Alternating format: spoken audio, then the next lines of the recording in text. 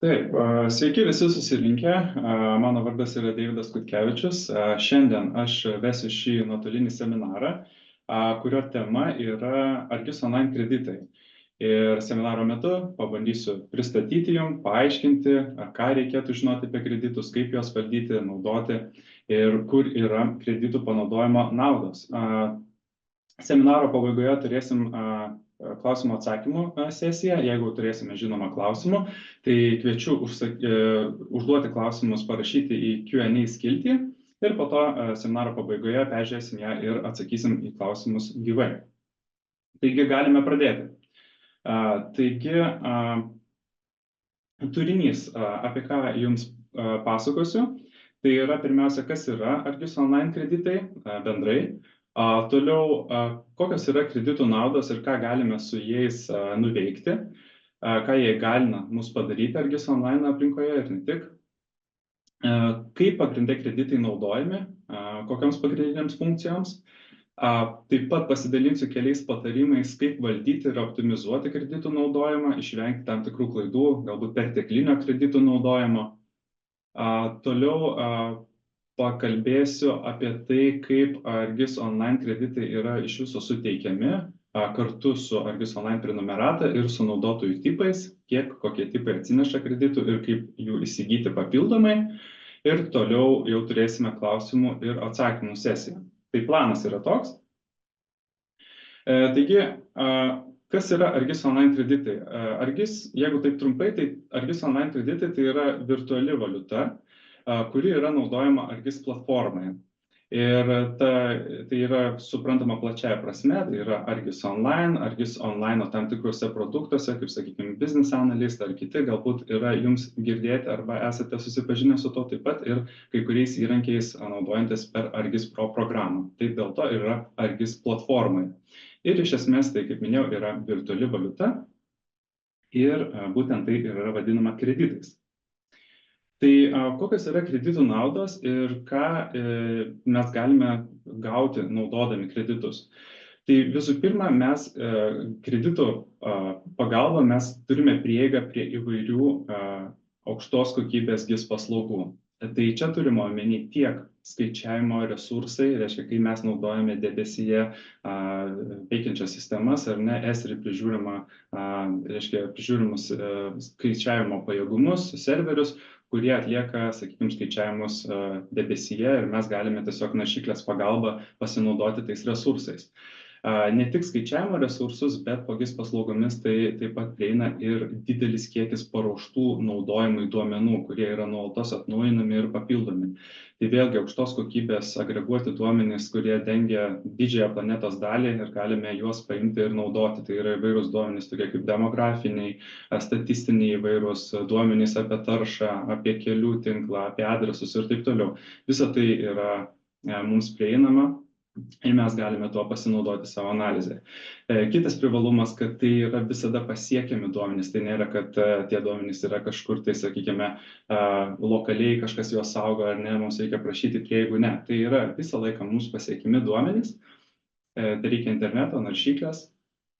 Nereikia mums turėti savo infrastruktūros bei personalo, kurie prižiūrėtų tą infrastruktūrą. Mes galime naudotis, aiškiai, mes kaip ir tam tikrą prasme nuomojamės, trumpalaikio lyg nuoma gaunasi, pasinaudojame Esri infrastruktūrą atlikti skaičiavimams, atlikti analizai ir tiek, reiškia, mes jos išnaudojame tiek, kiek mums jos reikia, ar ne, bet kuriuo metu galime sustabdyti, nebetęsti savo procesų, taip, tai reiškia labai lankstu, naudojame tik tiek, kiek reikia ir jeigu mums pritruko kredito, jeigu norime papildomas analizės padaryti, pasipildome, kai reikia.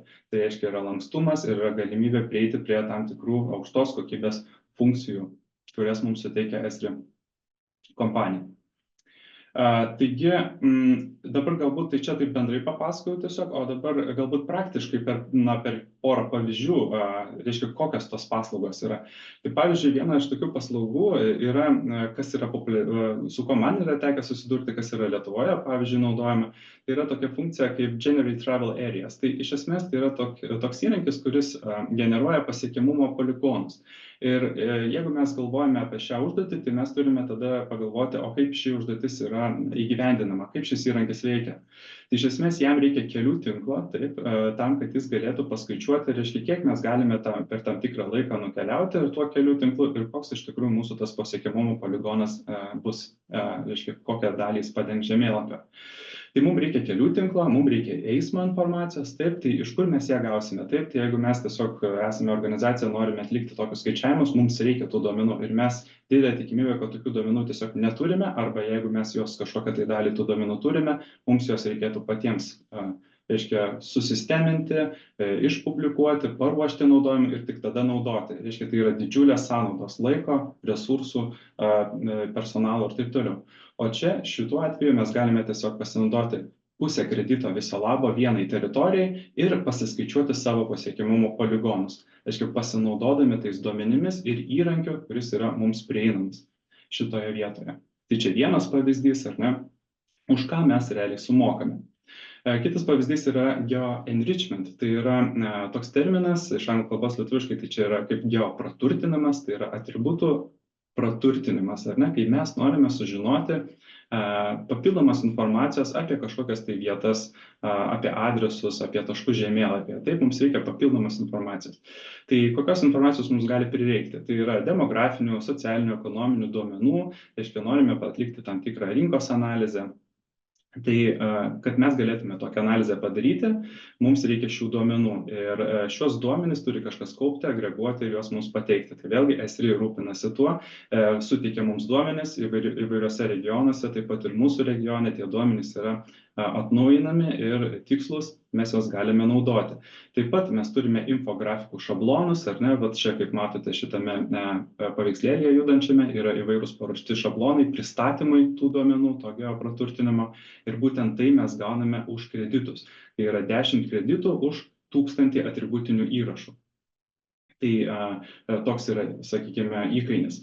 Tai vėlgi mes matome, už ką mes sumokame, už duomenis, už įrankius, už galimybę tą analizę padaryti čia ir dabar greitai, o ne ieškoti duomenų, juos kaupti, agreguoti ir tai užsitęsia. O čia mes viską gauname iškart pagal poreikį. Tai tokia yra, taip bendrai galima apibūdinti tą kreditų naudą. Toliau, tai reiškia, kaip pagrinde yra kreditai naudojami. Tai mes galime skirstyti į dvi dalis. Tai yra transactions angliškai ir storage. Tai transactions tai yra operacijos, o storage tai yra duomenų saugojimas. Taigi apie kiekvieną iš šių. Transactions, operacijos. Tai kas yra operacijos? Operacijos tai yra, kai naudotojas naudoja specifinius įrankius. Tai pavyzdžiui, atlieka erdvinę analizę ArcGIS Online aplinkoje, taip, pavyzdžiui, kuria infografikus su Business Analyst, sakykime, licenziją ArcGIS Online, naudojasi ArcGIS Notebooks, kad kurtų automatizuotus scenarius, ar ne, ir naudojasi Esri resursais skaičiavimams atlikti. Adresų geokodavimą atlieka, Living Atlas Premium turinį prideda prie savo žemėlapio arba aplikacijų. Tai reiškia, mes iš esmės apibendrinant šitos punktus, kuriuos ką tik minėjau, tai reiškia, mes susimokame tada, kai mes naudojame arba Esri duomenis, tai reiškia, kai mes pasinaudojame jų agreguojamais kaupiamais duomenimis, taip, arba skaičiavimo resursais. Tai yra operacija, kai vieną iš šitų dviejų mes naudojame tam, kad atliktume savo analizę. Tai čia yra operacijos. Toliau mes turime duomenų saugojimą, storage. Tai čia yra, mes mokame tam tikrą kreditų kiekį už tai, kokius duomenis ir kiek jų saugome ArcGIS Online kaip talpinamus duomenis. Tai reiškia, tas kiekis įkainiai priklauso nuo to, koks yra duomenų tipas, kadangi skirtingiems duomenims yra skirtingi įkainiai ir kiekis žinoma. Toliau, kiek ilgai mes saugom tas duomenis, kadangi vėlgi kreditai yra skaičiuojami kas valandą ir po to mes galime galbūt kažkokio tai termino pabaigoje pasižiūrėti, kiek mes, sakykime, išnaudojam kreditų saugoti tam tikrus duomenis per tam tikrą laiko tarpą. Ir iš esmės, čia kas svarbu žinoti, tai kad, ką jau paminėjau prieš tai, kad įkainiai skiriasi priklausomai nuo duomenų tipo. Taigi dabar galime pažiūrėti, kokie yra pagrindiniai duomenų tipai, ar ne? tai yra feature storage, tai yra tie elementų sluoksniai, mums gerai žinomi, pagrindiniai komponentai žemėlapių, galime taip vadinti, redaguojami, tai yra taškai, linijos, poligonai, lentelės. Tai yra papuola po to feature storage tipu, jis yra kitaip įkainotas. Ir toliau yra dar vienas tipas, tai yra feature storage, tai yra file storage. Tai yra vaizdai, priedai tai yra attachments, paketai, taip, tai yra įvairūs Argis Pro paketai, kiti įvairūs paketai, kurie gali būti saugomi, failai, tokie kaip zip failai, PDF ir taip toliau. Jie patenka į šią kategoriją ir dar taip pat Argis Image for Argis Online, kai kurie rastinių vaizdų tipai taip pat patenka po file storage tipu. Taigi, sužinojome, kad skiriasi, reiškia, duomenų saugomas pagal tai, kokie tai yra duomenys, o dabar galbūt būtų geriau apžvelgti truputėlį praktiškiau arba gauti kažkokių tai skaičių, kokie tai yra įkainiai, ar ne? Tai pavyzdžiui, pažiūrėkime pirmiausia į funkcijos lentelę, tai pirmąjį stulpelį. Tai yra feature storage, tai yra elementų saugojimas. Taip, tai kaip tai yra naudojama, tai reiškia mes saugome elementų sluoksnį, kuris yra talpinamas Argis Online. Tai čia mes matome kreditų sąnaudą. Taip, tai yra 240 kreditų už 1 gigabaitą per metus. Taip. Toliau tai čia reiškia yra visi tie sluoksniai, kur mes redaguojame, turime atributus ir taip toliau. Toliau turime antrą eilutę, tai yra storage of all content excluding hosted feature layers. Tai visas kitas turinys, kuris nepatenka į feature layers skiltį.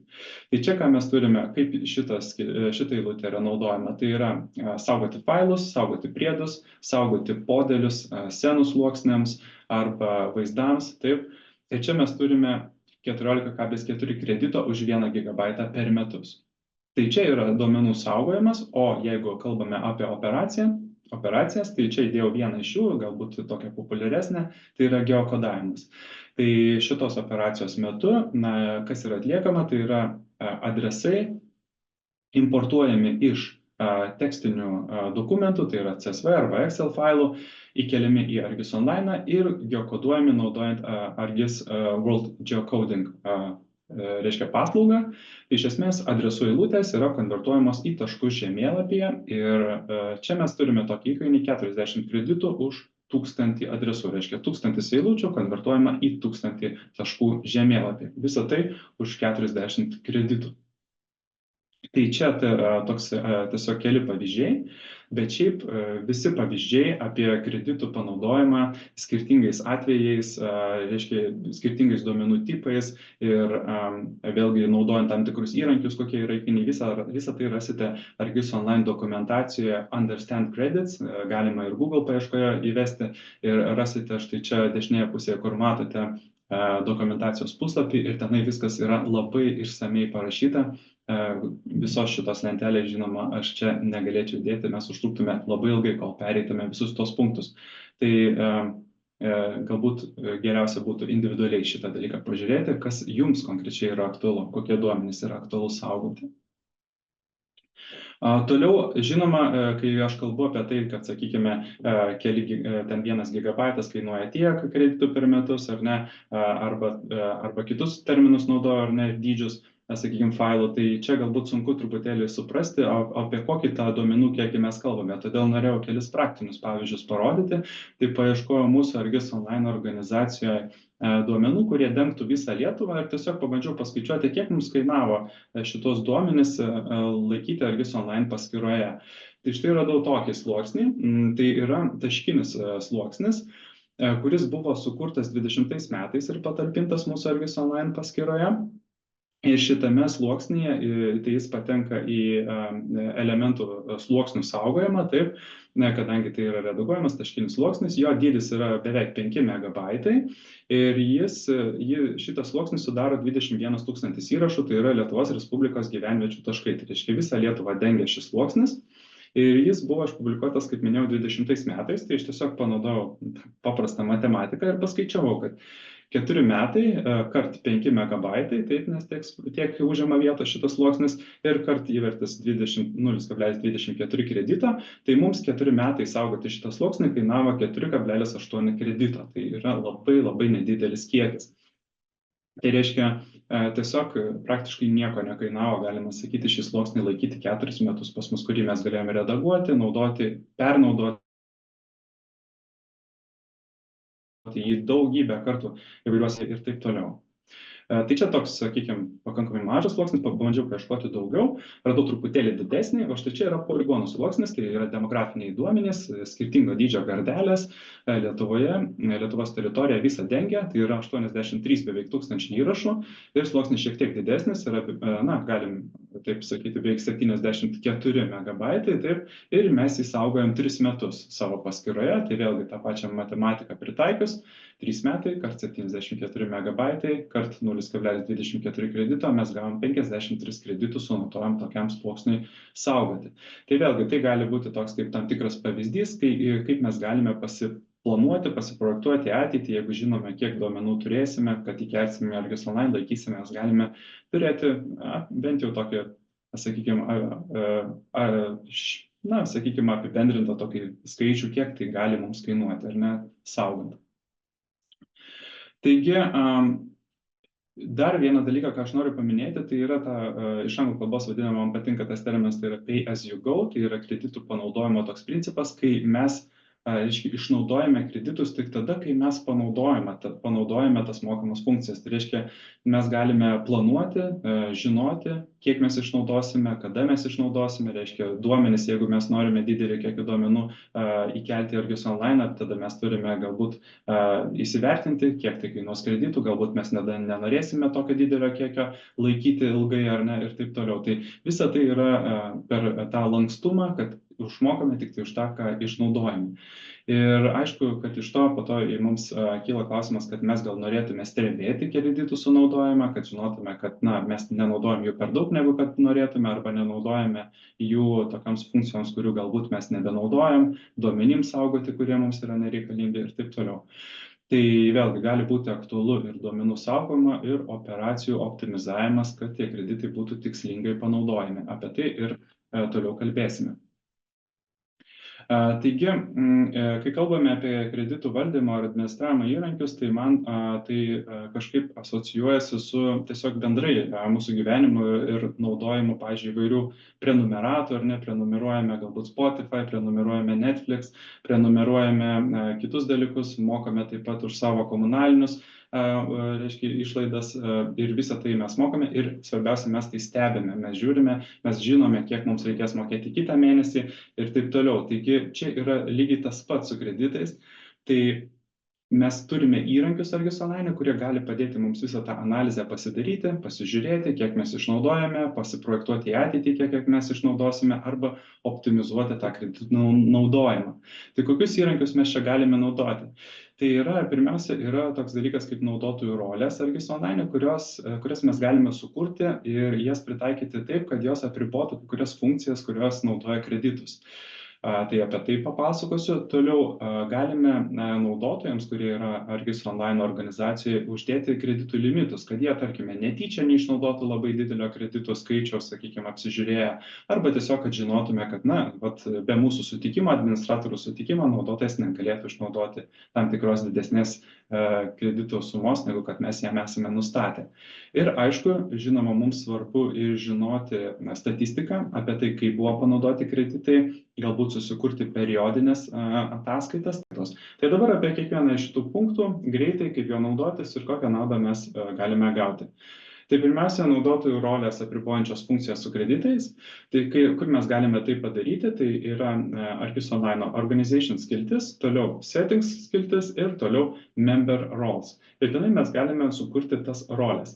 Tai rolės mes, jeigu norime apriboti kreditų panaudojimą, tai mes tiesiog tada išjungtume tam tikroms rolėms funkcijas, kurios naudoja kreditus. Tai reiškia, tai iš esmės tada priskirtiem naudotojam, kai mes priskirsime tas rolės, jie negalės tiesiog tų funkcijų atlikti ir taip mes žinosime, kad galbūt tie žmonės, kurie neatlieka dažniausiai analizių arba jiems šito nereikia, jie jų ir negalės daryti ir tada mes tiesiog geriau žinosime, kas gali pas mus naudoti kreditus, o kas negali.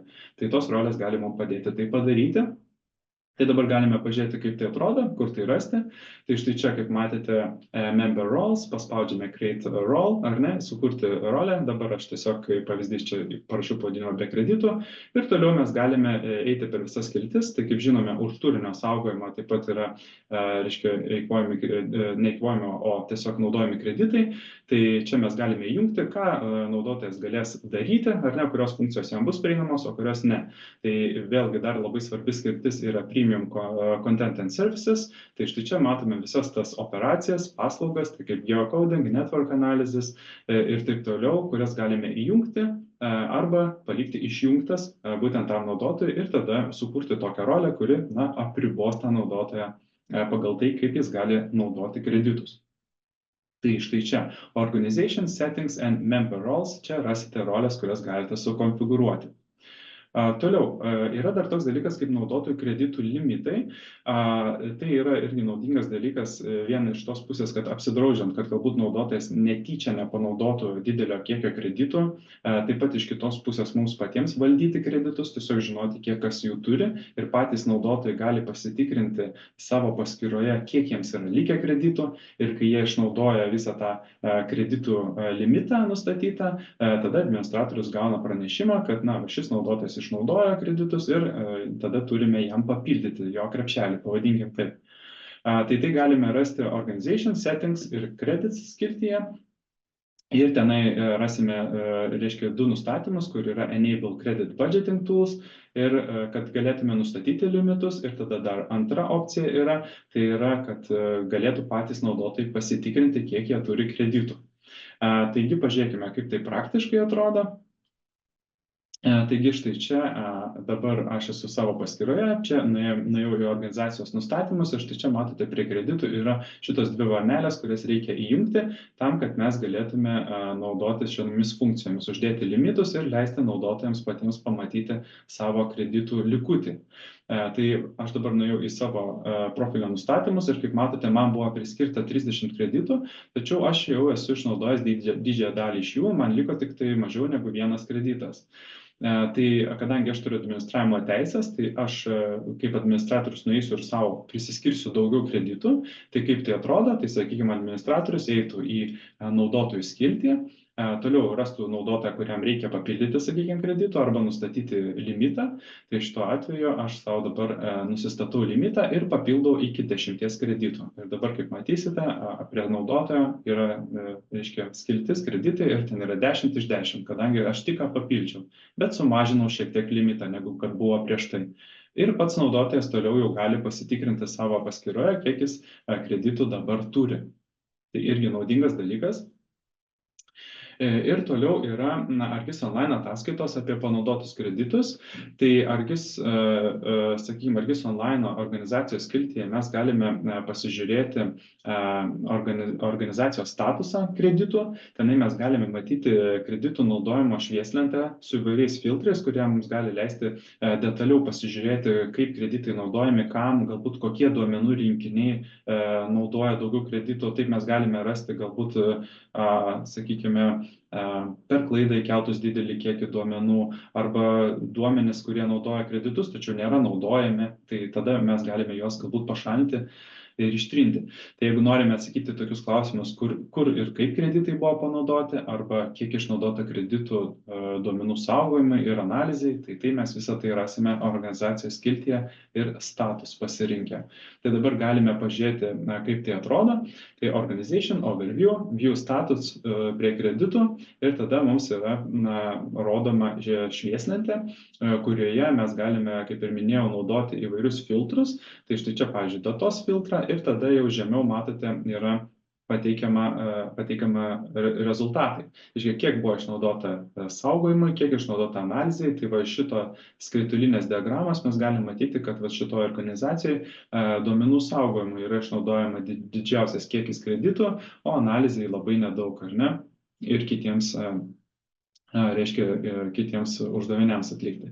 Dabar, jeigu mus konkrečiai domina kažkurį iš šitų skilčių, tai mes galime ant jos tiesiog paspausti, tai yra interaktyvūs grafikai, ir dabar paspaudus ant storage mes galime matyti, kaip tas, išsiskirsto pagal skirtingus duomenų tipus. Tai matome elementus, reiškia elementai, tai yra sluoksniai, vaizdai, failai, kiek jie išeikvoja kreditų, kol mes juos saugome ar ne mūsų Argis Online organizacijoje. Ir čia vat matome suvestinę.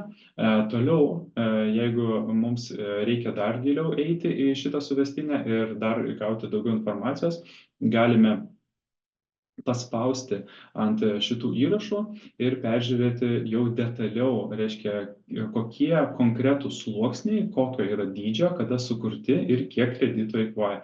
Ir jeigu reikia, mes galime parsisiųsti šitą ataskaitą, kad galbūt kitomis priemonėmis mums patogesnėmis galėtume analizuoti toliau, jeigu to reikia. Toliau, sakykime, kitas skiltis, kuri buvo antra pagal išnaudojimą, tai buvo, reiškia, analizės skiltis. Tai čia matome, kad buvo naudojami notebookai. Taip, 3 naudotojai, čia tik yra reiškia, paslėpti jų naudotojų vardai. 3 naudotojai naudoja šitą funkciją ir vienas iš jų išnaudoja pusę kreditų. Kita funkcija, ką mes galime čia sukurti, tai yra sukurti ataskaitą. Galime sukurti vienkartinę ataskaitą arba sukurti ataskaitų, kaip seriją, kuri tam tikrų nustatytų laikų mums bus sukurta ir atsiųsta. Tai štai čia aš kuriu vieną ataskaitą už savaitę. Ir čia aš pasirinkau, kad ataskaitos tipas būtų kreditai. Ir dabar ta ataskaita yra prie pending skilties, tai reiškia, kad ji yra kol kas kuriama, gan greitai buvo sukurta ir tada aš ją atsisiunčiau ir atsidariau Excel'yje, kur aš galiu peržiūrėti. Tai jau šią savaitę čia rodau savo paskyrą ir bendrai, tai aš buvau tiesiog išnaudojęs kiek mažiau negu 0,1 kredito, reiškia, vaizdams saugoti savo paskyroje ir bendrai organizaciją mes galėsim matyti va štai čia, kiek kam buvo išnaudota feature storage, image storage, scene storage ir taip toliau. Ir vėlgi pagal naudotojus mes tada galėtume čia matyti, išsifiltruoti ir pasižiūrėti, kas kiek kreditų kam būtent naudoja. Tai irgi labai patogus įrankis sekti ir stebėti, kaip mūsų organizacija naudoja kreditus. Dabar dar keli patarimai naudojant kreditus, ypač atliekant analizę. Tai vienas iš labai rekomenduojamų dalykų, ką aš rekomenduoju, tai yra tokia funkcija Estimate Credits. Tai dažnai, kai mes naudojame tam tikrus įrankius, pavyzdžiui, Argis Online aplinkoje arba Argis Pro aplinkoje, kur yra naudojami kreditai, tai yra tokia funkcija, dažniausiai jinai būna pakankamai ryškiai pateikiama, reiškia Estimate Credits, tai reiškia prieš atliktami tą funkciją, kad mes sužinotume, kiek ta funkcija mums kainuos. Tam, kad mes galėtume pastebėti, kad galbūt mes per daug duomenų įdėjome arba ne tą sluoksnį pasirinkome ir matom, kad ta kaina yra didesnė, negu kad mes galvojame, kad turėtų būti. Tai prieš atliekant funkcijas rekomenduoju atlikti tą Estimate Credits funkciją. Taip pat atliekant įvairias analizės, vėlgi įsivertinti, ar tai yra tas duomenų kiekis, su kuriuo mes norime iš tikrųjų dirbti. Galbūt mums nereikia tiek daug duomenų būtent šiai analizai ir žinoma analizės apimtis. Reiškia, čia labiau noriu paminėti plotą. Reiškia, kiek teritorijos mes apimame analizės metu. Tai yra kaip erdvinis filtras. Taip, tai galbūt mes norime dirbti tik tai vieno miesto teritorijoje, tačiau turime duomenis, kurie dengia visą Lietuvą ir kad nenutiktų taip, kad mes analizuojame, paleidome įrankį visai Lietuvai, nors mums reikia realiai tik tai vieno miesto teritorijos. Tai vėlgi pasitikrinti, ar yra tinkama analizės apimtis. Tai dabar toks paprastas praktinis pavyzdys. Aš Argis Online aplinkoje naudoju Generate Travel Areas įrankį, tai reiškia naudoju analizę Argis Online. Ir reiškia, reikės man jį kainuos kreditų šiek tiek, taip. Ir dabar matote raudonus taškus žemėlapyje ir dabar aš apačioje yra mygtukas Estimate Credits, reiškia, kiek kainuos kreditų. Bet prieš tai, prieš spausdamas šitą funkciją, aš nueinu į Environment Settings, tai yra įrankio nustatymai ir čia, kaip matote, yra pasirinkimai erdvinio filtro. Kiek, reiškia, duomenų aš naudosiu šitai analizai. Tai nustačiau Display Extent, reiškia tiek, kiek patenka į mano žemėlapio dabar vaizdą. Ir pasirinkau Estimate Credits ir matome rezultatas 12 kreditų man kainuos ši analizė. Tačiau aš galbūt nenoriu daryti visame tame plote, kurį mačiau prieš tai, aš gal noriu tik tai šiame salų miestelėje. Tai jį priartinau ir dar kartą padariau Estimate Credits, liko tik 6 kreditai, kadangi aš padariau erdvinį filtrą tiems reiškia, įrašams, kuriems darysiu analizę. Tai vėlgi tas estimate credits, kaip matot, gali būti dinamiškai reiškia, atnaujinamas, mes galime pasitikrinti, pažiūrėti, kada jau mums yra priimtina, sakykime, suma, arba ji tinkama tokia, kokią mes tikėjomės, kad bus, ir tada mes galime atlikti savo analizę ir taip sutaupyti. Tai čia yra toks patarimas. Ir dabar galbūt jums irgi kyla toksai klausimas, o kas nutinka, pavyzdžiui, jeigu organizacijai baigėsi kreditai, nes po to dar paminėsiu, kiek organizacija turi kreditų, tačiau yra tokia galimybė, kad gali baigtis kreditai, tada organizacija patenka į apribotą režimą. Ką reiškia apribotas režimas? Tai yra, kad mes negalime kurti organizacijai naujo turinio, negalime publikuoti naujų sluoksnių ir negalime naudoti jokių funkcijų už kreditus. Ir taip pat, sakykime, kai yra mūsų galbūt sluoksniai, kurie yra dabar mūsų Argis online organizacijai ir, sakykime, mes mokame už jų saugojimą, tai tie kreditai eina tada mums į minusą. Reiškia, mes turėsime padengti skolą. Taip? Tai vien tam, kad sektume savo kreditų sunaudojimą ir nepatektume į tokią situaciją, tai yra ir Argis online įdėti tam tikri, reiškia, tam tikras funkcionalumas pranešimų apie išnaudotus kreditus, kur administratoriai gauna pranešimą, kai yra pasiekiama 75% riba ir 100% riba išnaudotų kreditų, kad mes, sakykime, žinotume, kad nutiko tokia situacija, kad kreditai organizacijai baigėsi. Taigi, tai yra galima suvokti kaip automobilis ir kūras. Taip, mes nusiperkame automobilį, tačiau kad važiuotume, mums reikia kūro. Jeigu mes nepilame kūro, mes negalime važiuoti. Tai yra lygiai taip pat, tai tokia paprasta analogija, kaip tai veikia. Ir dabar kreditai, reiškia kreditai ir jų kiekis, jų kaina. Tai irgi aktualus mano klausimas yra, tai kreditai yra pridedami kartu su Argis online prenumerata. Ir prenumerata minimaliai kartu ateina su kreator naudotoju, taip, tai čia matote pagal naudotojų tipą yra suteikiamas 250 kreditų kiekis nuo mobile workerio ir contributoriai ir toliau creator, professional arba professional plus naudotojų tipas atsineša su savimi 500 kreditų. Ir juos jau mes galime naudoti, jie galioja arba metus, arba tiek, kiek galioja mūsų prenumerata. Ir papildomai, jeigu mums reikia daugiau kreditų, mes galime pirkti papildomai 1000 kreditų už 160 € plus PVM. Tai reiškia, ir šitie kreditai, jie galioja 2 metus nuo jų įsigijimo. Tai mes juos galime tada naudoti analizai ir visom kitom užduotim, kurias prieš tai minėjau. Tai tiek apie reiškia, kiekį kreditų, kaip jie yra gaunami ir kaip juos galime įsigyti. Ir toliau apibendrinimai, tai noriu paminėti tai, kad Argis online kreditai tai yra daugiau negu virtuali valiuta.